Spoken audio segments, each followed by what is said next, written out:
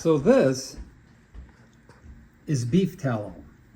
It's the fat from the bull that we just butchered, and it's a very good cream. It's very hard now, but Michelle just took it out of the pot, and it was in liquid form. We're able to use a lot of the parts of the animal when we butcher.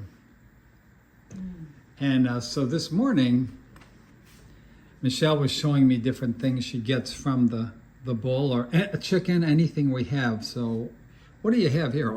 What bones it looks like? Well, we just did the last quarter of our cow. And so I let it cook overnight. A lot of the bones, they have a little bit of meat on them after making ground beef and making roasts. And so a lot of the miscellaneous stuff gets thrown into crock pots. Like I have 3 crock pots over here that I have meat cooking in. These are just like the scrapings of the meat that I'm going to be boning and just, having ready in the freezer, just already cooked, because it's just miscellaneous scrapings. So then, so this big pot here, I just took out all these bones right here. And so I have all this broth. This is all bone broth right here that I'm going to strain through here.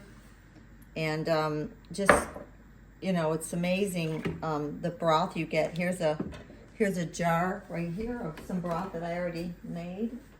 And the fat is, very high. It floats all the way to the top. So I take that and ladle it out. And like Chris had showed you in the bowl, I have really dry feet, so we're going to be using this on my feet. So we put some in the bowl so I could massage my feet with it. And these are the cracklings that came out of this crock pot here, because this was pure fat. So I just cooked that overnight, or actually I just cooked that for a few hours on high. It melts all the tallow down, and that's what it's called, beef tallow.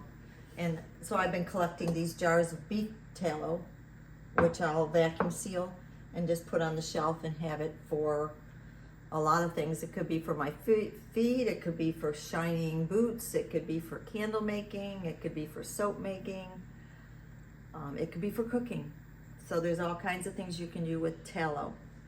So Okay. This is what we have here. Great. And It's great. One thing I was going to say is my biofeedback. When I have something, it tastes so good. Is when you give me this stuff, you call it bone broth. Mm-hmm. It's so full of nutrients that I drink it, and it has just a really powerful biofeedback.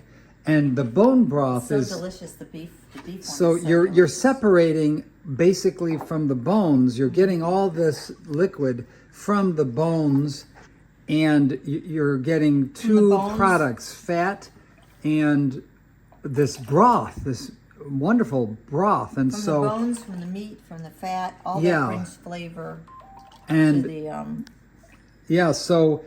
the just a super abundance of nutrients out of this bone broth stuff. It's in liquid form, and it tastes so good. You don't have to put anything in it, no seasoning, anything.